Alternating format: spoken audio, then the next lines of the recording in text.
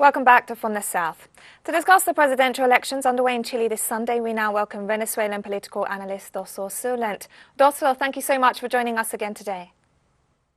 Hi, it is a real honor for me to be here and to be able to share my views with the teleSUR audience. Thank you very much for having me. Dozthor, Chileans are faced with a choice between two very different candidates for president this Sunday. What can you tell us about each of them and the platforms that they represent? I tend to disagree a little bit about what's going on in Chile. I don't think it is an election between Gabriel Boric and José Antonio Cast. I think it is Gabriel Boric and the hopes for change of the Chilean people against a full, complete apparatus, a propaganda, a financial and political apparatus that has as a face, a visible face, Mr. Cast. But in reality, we have a lot of obstacles to overcome in this election, if we call it that way, because we have Facebook, or Meta is their new name, playing a very key role through an agreement they have with OAS for supposedly promoting democracy.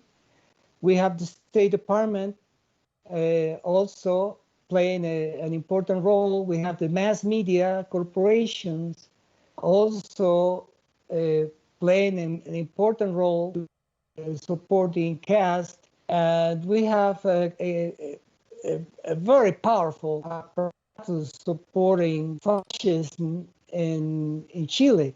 And in this time, at this time, we have Cast as the visible face of fascists in Chile. But it's really a very powerful apparatus. And notwithstanding that they are also putting a lot of obstacles on people, we are receiving news about public transportation being hampered.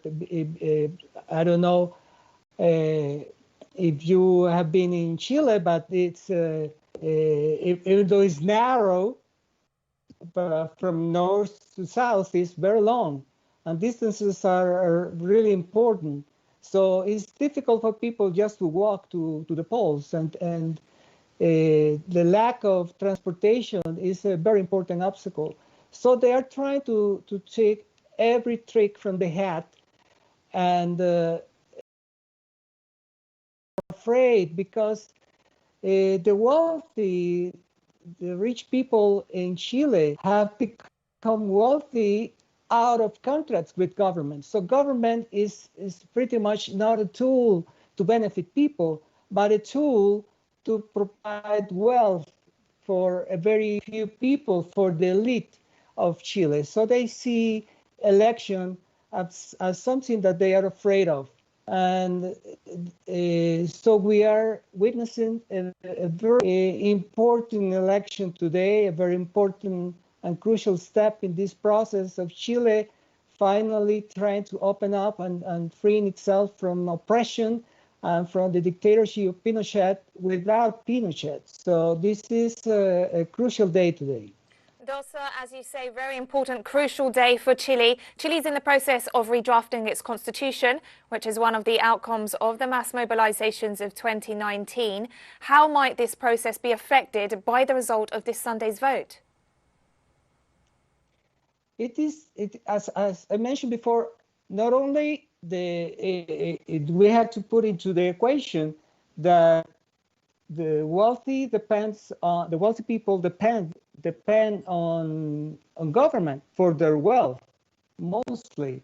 For example, the retirement funds is managed by a few people in Chile, and this is money. This is workers' money. This is something that should be put towards benefiting the workers, but it's not. And so on and so forth. We have a lot of, we could go for a long time explaining how the wealthy take advantage of controlling government.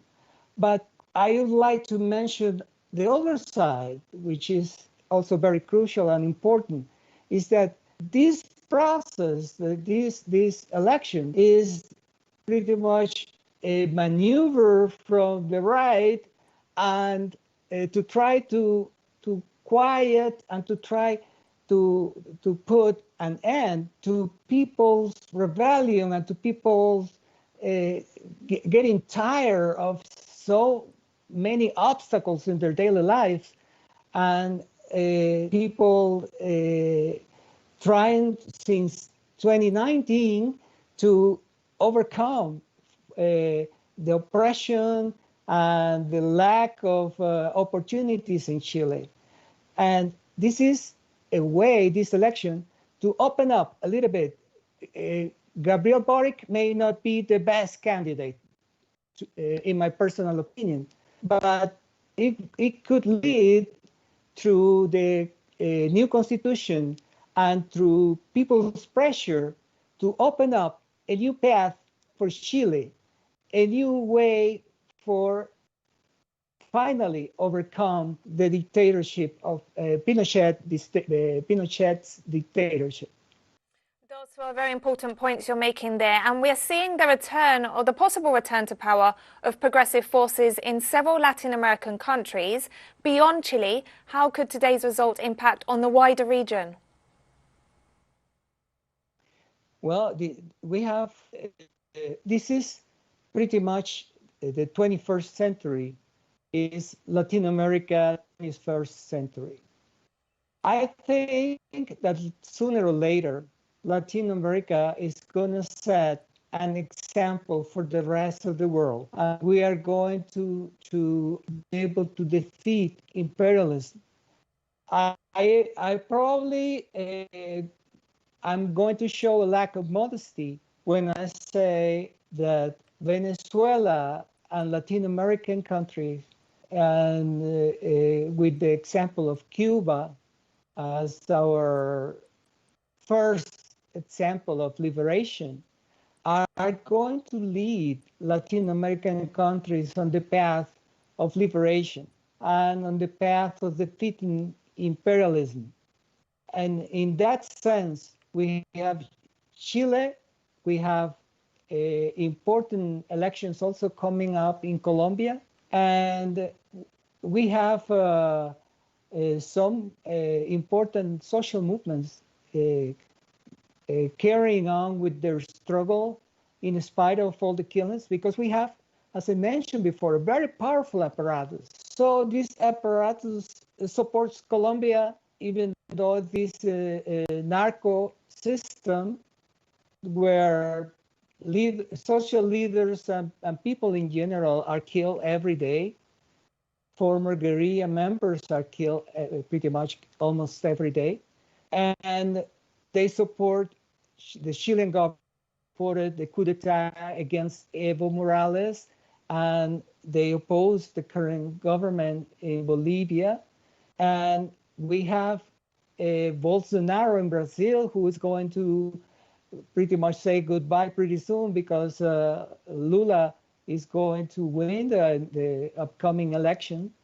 No doubt about it. And so we have a process where Latin American countries are pretty much setting an example for the world about struggle. It hasn't been easy. It's not going to be easy, but we have been setting examples for the rest of the world about how struggle and persistence can lead to people's liberation. Dozthor Zurlent, a political analyst who's speaking to us from Venezuela. Thank you so much for taking the time to offer your valuable insight into these crucial elections, not just for Chile, but as you say, for the wider region. Thank you. Thank you very much. Thanks for having me.